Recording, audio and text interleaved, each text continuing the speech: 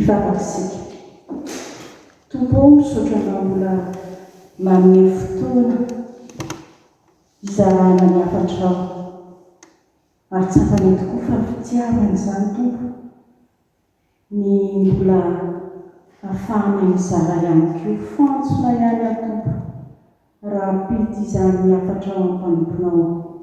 mifanamasinao no hirina sy angatahana hiasa ho amin'ireo vahoakano izay andray miteny ary mitenaka ihany koa izay ampity izany ho tena ny sitraponao tokoa Andriamanitra no tafika eto amin'ity andron'ity ampangino ny feo rehetra ary ny fifantohana izay mba tsy ho verimaina foana zao fotoana izay eonana ianao zao mitenena amin'i Jesosy fa mangentanentana ny vahoakanao. Amen. Ny ten'Andriamanitra izay hitondra ny hafatra ho antsika ry havana ho amin'ity alahady 7 volana Jolay taona 2024 ity dia arak'izay fanvakiana teo filazantsara araka ny Luka. Filazantsara araka ny Luka toko 7 niraisina tamin'ny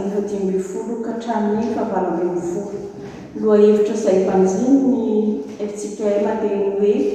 olomboantso ny mino. Efa voavaky teo moa ny texte fa ometsika lohahevitra kosa ny teny izany dia ny hoe tao hiaona amin'ny Kristy manodidina anao. Tao hiaona amin'ny Kristy manodidina anao. Araka ny voalazan'ny Luka fa toko 7 ny tantara izay tantara mamindina izany fitaomana olona ho an'ny Kristy izany. Ary ny olona ny personazy izay voasoratra ao anatin'izany texte izany dia Jaona mpanao batisa. Ka iza moa Jaona mpanao batisa dia ho jerentsika vetivetika momba izany mpanompon'Andriamanitra izay niasa nitaona olona ho an'ny Kristy araka n'ity filazantsara araka ny Luka ity. Jaona mpanao batisa dia zanaky Zakaria fantatsika loatra tamin'ny naterahan'i Jesosy izany tantara izany. Ary Elisabeta no reniny samy efa antitra Zakaria sy Elisabeta no nitoejaza Elisabeta ary Jaona no zaza tao kibon'i Elisabeta araka ny nambarany anjely Gabriel. Ary na izany na tsy izany nefany tamin'ny fomba mahagaga koa izany no nazahoany Zakaria sy Elisabeta any Jaona mpanao batisa. Dia samy mpanompon'Andriamanitra reto ray aman-dreny reto, ray aman-dreny Jaona mpanao batisa ireto. Ary ny toerana izay nipetrahany sy nahalehibe azy dia fantatsika fa tany anefitra tany amin'ny désert. Ny toerana izay naterahana sy nahalehibe azany izany koa dia mamolavola ny maha izy anao hoe ianao mipetraka avitaiza dia mamaritra ny maha izy anao. Fantatsika voasoratra tamin'ny tantara ny Jaona tao Matthieu toko 7:1-4 ny hoe remby sy tantely valala sy tantely izany no sakafo nohaniny tany anefitra ary nanolokolo na maha izy azy izany mandra-pahalehibeny fa tsy nanakana azy amin'ny maha-mpanompon'Andriamanitra azy izany anefa. Ny mission izay niantson'ny tompo an'i Jaona mpanao batisa dia nialo lalana an'i Jesosy. Nanao batisa no izay no fataony ary mitarika an'ireto olona efa mpanaradian'i Jesosy ireto izy. Ary tao anatin'izany indrindra no nahatonga izao lohahevitra ny hoe tao miaona amin'ny Kristy manodidina anao. Fa maninona moa no tao miaona amin'ny Kristy manodidina antsika? Satria voalohany mila famonjena koa izy ireny. Samy mila famonjena avokoa ny olona rehetra izay nateraka eto ambonin'ny tany.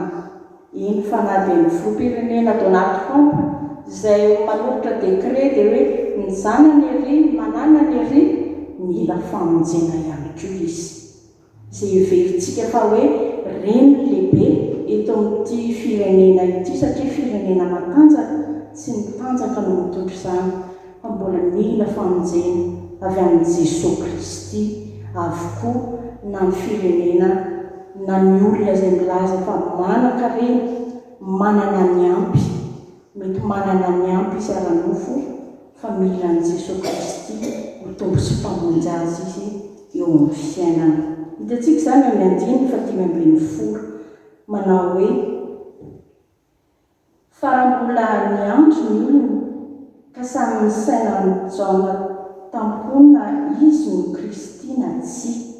Izany hoe reto mpanaradian'i Jesosy Kristy reto izay niaraka izay tanetiny Jaona mpanao batisa dia sasany andro hoe iza ilay Mesia tsy fantatry zareo. Izany hoe tao am-pony izany dia misy ilay hoe atanty an'i Jesosy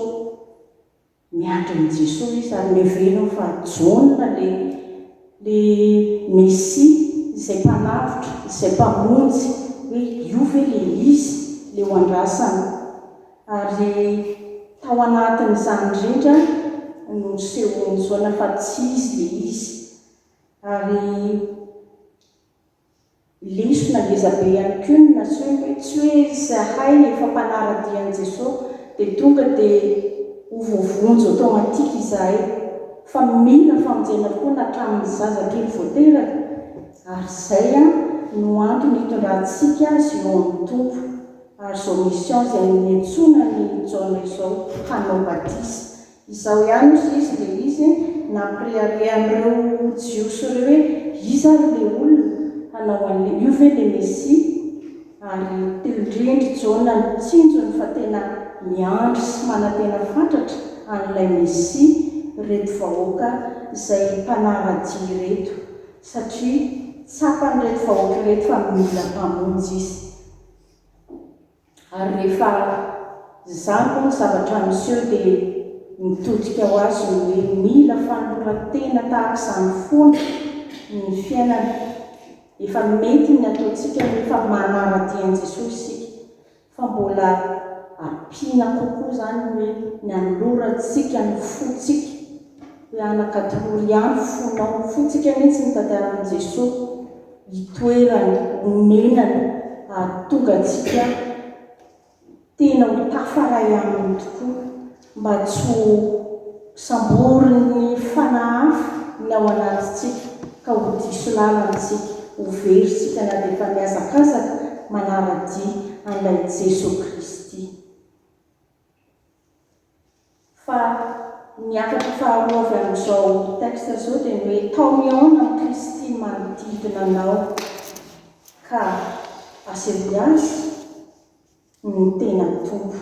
Ny 5:11 dia mamaly izany manao hoe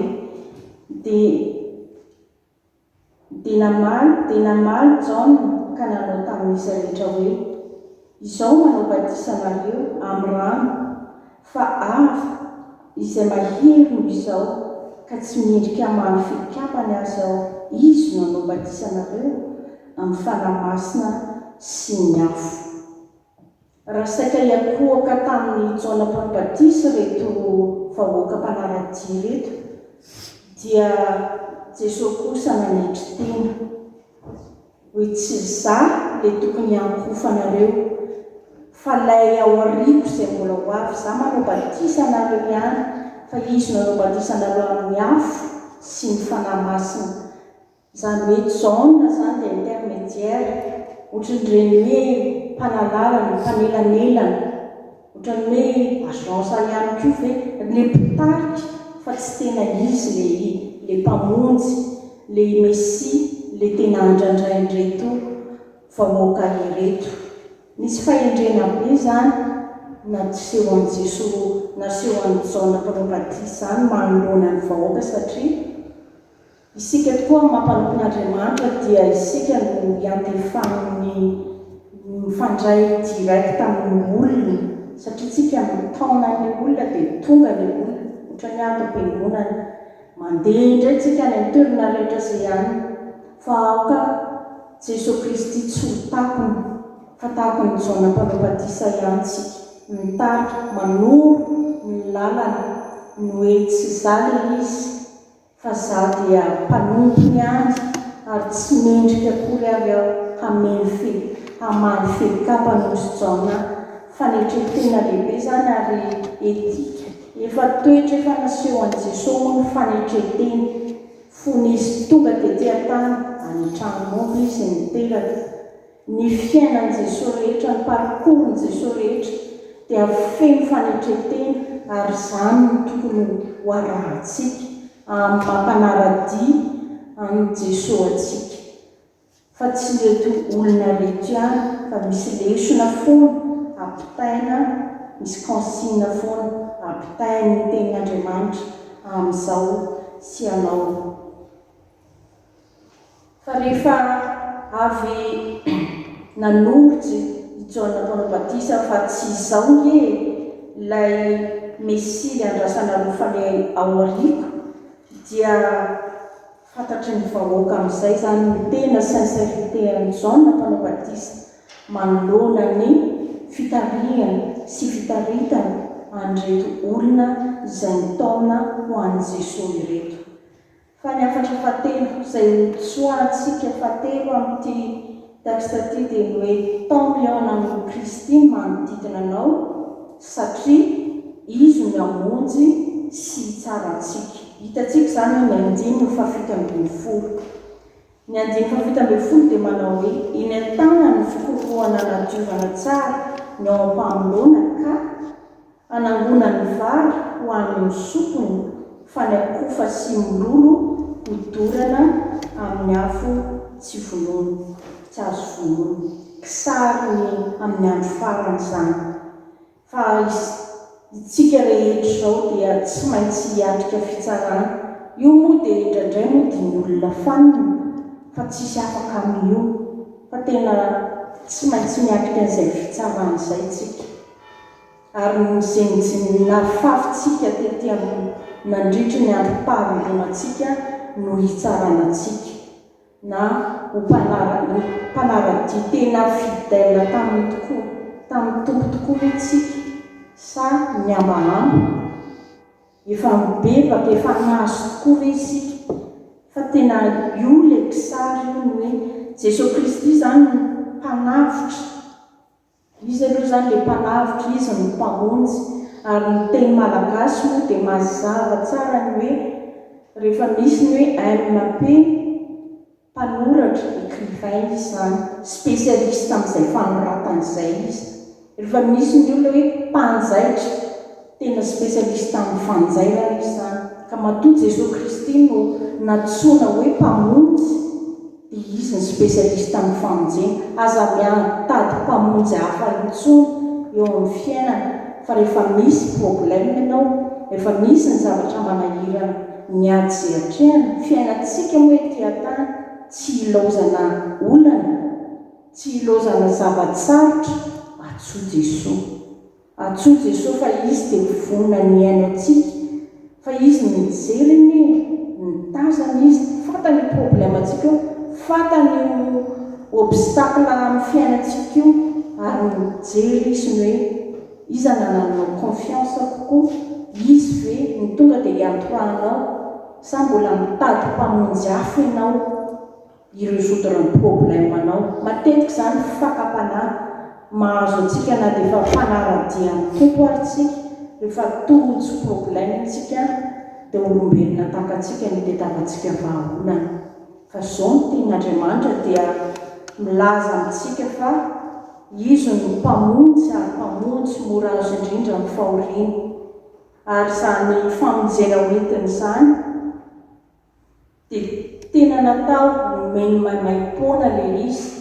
dia zaraina aminy ny olana ary rehefa amin'ny alalan'ny vavaka moa zany mazava ho azy Jesosy zao ny olana ity no manahirana tahaka an'ireny iresantsika ny olombelona takatsika ireny aza sina eranelana fa ataovy akaiky atsika ataovy fiantsoantsika zany Jesosy zany ary zany indrindra ny antony anaovana batisa atsika dia mbola kely raha voateraka satria mpanota mila famonjena anatin'ny zazakely vao teraka ny miala avy eo anatin'ny kibon'ny mamany ary satria mitoritoana tamin'ny ota. Ary izay ny antony ny hevitry ny batisa. Ny hevitry ny batisa dia ny mpanompon'Andriamanitra maneho amin'ny rano endrika ety ivelany amin'ny maha-sakramenta azy, fa Jesosy kosa amin'intsika ny mandray an'ilay fanamasina mety tsy ho hita amin'ny maso ara-nofo fa eo no manomboka mandray an'ilay fanamasina. Ary misy engagement izay raisan'ilay ray aman-dreny teraka satria mbola kely ny zaza. Ary mahirina indrindra ny fanamasina hitombo ao anaty tahaka ny hoe feno telotaona zazakely dia ampidirina mianatra dia ny hanofo fahalalana ny ara-tsaina izy izany sy ny ara-batany ny se développer. Dia tahaka izany ihany koa ny vie spirituelle mila n'ilay fanamasina isika ary mila miara mitombo amintsika ireo fa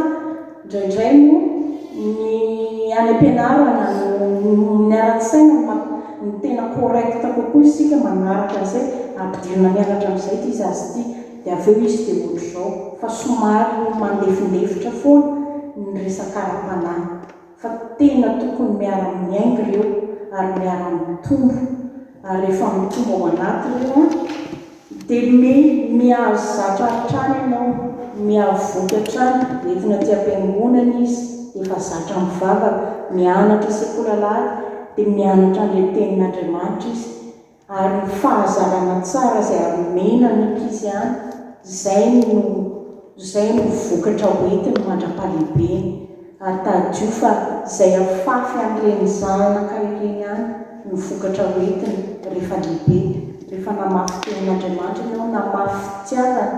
dia hijinja fitiavana, hijinja fahavalonana eo amin'ny fiainana tomombana tokoa izy na ara-tsaina na ara-panahy. Ary Jesosy Kristy tsy maintsy hitsarantsika any amin'ny andro farany.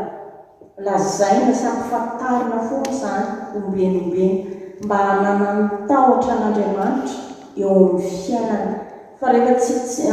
sekoly voalohany tokony hanovozany zanaka izany dia ao an-tokantrano, ary ny sekoly faharoa dia ny sekoly ny tenin'Andriamanitra aty am-piangonana. Fa rehefa votony izany tenin'Andriamanitra izany ny ankizy afaka miady tsara izy rehefa mahatohatra n'ilay fakam-panahy izay afafy n'ilay ratsy. Rehefa mitombo koa, rehefa mialehibe ny ankizy dia mbola mafimafy kokoa noho izay miady ho hatrehany. Ka rehefa marefo izy raha tsy voafatsitsika tsara izy nandritra ny fitomboany ara-dalàna dia ho sangirakirana izy rehefa tonga ny eo amin'ilay fahalehibeazany satria tombo ny vatany mahery ny fakam-panahy dia eo izy ny tsy hatohatra. Ary eo koa izy ny tsy hafantatra, tsy manana réflexe intsony izy hanao ny zavatra tsara na ratsy, kanefa ny zavatra rehetra izay ho afafy izay atao amin'izao androm-pahavelomana izao raha tsy hibebahana izany ilay hitsaranantsika any amin'ilay andro farany. Ny andro farany izay haviany Jesosy Kristy eny amin'ny raholanitra, iny ilay hitsarana asy ianao hiatrika an'izany fitsarana izany tsika mba tsy ho very maina izao fotoana andehanantsika sanarahantsika an'Andriamanitra izao. Tsy misy ny marimaritra iraisana rehefa miaraka amin'Andriamanitra fa dia tena avanto tokoa ianao na vary ianao na mololo sy ilay akofa ariana ary amin'ny farirehetra mba ampirehetina izay ilay kisary ato amin'ity voalazan'ity bikôly ity. Dia izay mihitsy ilay kisary hoe izay nanara-dia izay mino azy dia amin'ny ankavanana ohatran'ny hoe ondro siosy ihany koa ny oapeteny kisary anavana ilazany amin'izany rehefa tonga izany fitsarana izany. Tsy fampitahorana akory fa fampitandrema ampatsahivina azy ny zavatra hiandry antsika tsirairay avy. Izay ny antony ivavahana, izay ny antony hanolora-tena, izay ny antony arahana dia anaovana ny sitrapon'Andriamanitra. Maninona sasany tsy mivavaka fa maninona tsika no mivavaka azafaina tsara miantony zao ny antony ivavahantsika ary zao misy foana ny arafarana fa tsy hoe rehefa tonga izay maninona ny osy izy ny irany farandray mamonjy tsy nambaranao aho izany manjary mifanometsiny rehefa any amin'ny farany fa ny faefatra sady farany avy amin'izao texte izao tao miaona amin'ny Kristy manodidina antsika ka ampio hatrany izy mba haharitra ny 5:20 ary fananarana maro hafa koa no nitoriany tamin'ny olona izany hoe na dia eo efa nandray ny tompo azy dia mbola nampiany Jaona mpanao batisa ny torohevitra consigne maro samihafa ary izay mihitsy ny fiainana manara-dia ny tompo mandray fampianarana fontsika dia miavao hatrany hatrany tsy hoe ny fampianarana efa tamin'ny l'an 2000 dia iny fa miavao foana teknozao ny andro ny teknôlôjia misy zavatra marobe miova dia mila miavao tsika manjary taraiky tsy maharaka tsika dia inona indray ny fomba etsika nazavana ny mpanaradia amintsika satria isika tsy hoe efa tamin'izany taona izany rehefa manompo teny tsika dia mila mitombo mety taloha ianao mpandray fanasan'ny tompo zao ianao mety efa mpampianatra sekolary miakatra ihany ny grady izay andraikitra aminanana na ao anatin'ny tokantrano na any amin'ny fiarahamonina na any am-piasana na aty anivon'ny fiangonana dia mila mitombo koa ianao amin'ny formation izay atao tsy formation any am-piasana ihany akory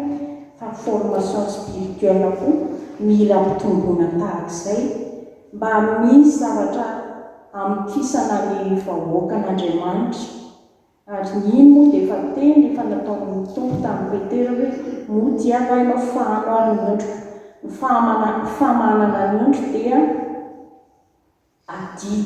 adiditsika mpitaona olona ho an'i Jesosy ary tsaro foana fa nisy mpitaona ho an'ny tompontsika misy foana mety tao tokantrano mety tantinina mety namana idao dia ho an'ny jeunesse mission ohatra tamin'ny taloha ny mifampitaritarika dia tamin'inona nomboka ny tombo fa tsy ampy ihany ilay hoe mitaona fa manana adidy ihany koa tsika mivavaka ho an'ireny olona taontsika ireny mety ilay olona taontsika mety efa tsy mivavaka eto Strasbourg intsony fa mety efa any amin'ny toeran-kafa fa manana adidy tsika mbola hitondra bavaka anazy fa mifandray foana ireny fanahy ireny rehefa mitondra bavaka tahio izy Jesosy tahio izy izy mety efa mifanodinika taminao dia ho eto am-bavaka izy mety efa niresahany aminao hoe ny za mbola fragile izy iny mora ohatr'izao izy iny sensible kely izy iny Jesosy fa dia jereo izy any dia manoro-hevitra anazy ny fizarana tenin'Andriamanitra ho anazy ny fampaherezana azy manana adidy amin'izany tsika mampanomina Andriamanitra antsika ary tahaka an'izao nataony Jaona mpanao batisa nanao fampianarana izao tokony tonga ho mpampianatra tsika izany mpamahana ondry satria efa natsoina ho amin'izany ry havana eto mpamaranana dia isika rehetra izao dia efa samy natsoiny tompo tamin'ny fomba maro samihafa ny antsony ahy sy ny antsony anao fa zao efa misy olona nitaona antsika dia namaly an'ilay antso isika rehefa namaly an'ilay antso tahaka ny Jaona mpanao batisa zao tsika dia manana adidy sy andraikitra mahana azy tadio foana ilay tenin'ny Paoly mety masika be fanolozako raha tsy mitory ny filazantsara manana adidy tsika mahanana an'ireny ondritsika ireny koa mahereza ry fiangonana malala tsarovo ny andro izay efa niantsonanao ary tazony tsara eto am-bavaka ireny namanao ireny atoy azy ny lalana mba tsy hanao ohatran'ilay mpanera iny amin'ny fahasankarana raha makany Antananarivo tsika ahoana ozy sy mpanera rehefa andeha any Antsirabe tia mandeha ozy mandeha any Antsirabe ny mampiditra anao anatin'ny tômôbila vitany tsara izy fa rehefa tafiditra anaty taxi bus ianao izy tsy mandeha any Antsirabe tsy ohatran'ny mpanera iny tsika fa mpanelanelana ny rôle antsika anisany ao anaty taksibolosy koa tsika fa tsy hoe manoro fotsiny hoe ry zao no mandeha fa tsika manoro hoe tia ny lalana mizotra mandeha any amin'ny fiainana mandrakizay fa tsika koa miara-dalana amin'ny olona dia maheresaka fiangonana malala an'i Jesosy Kristy fa izay maharitra hatramin'ny farany no vonjena ho an'Andriamanitra irery ny voninahitra. Amen.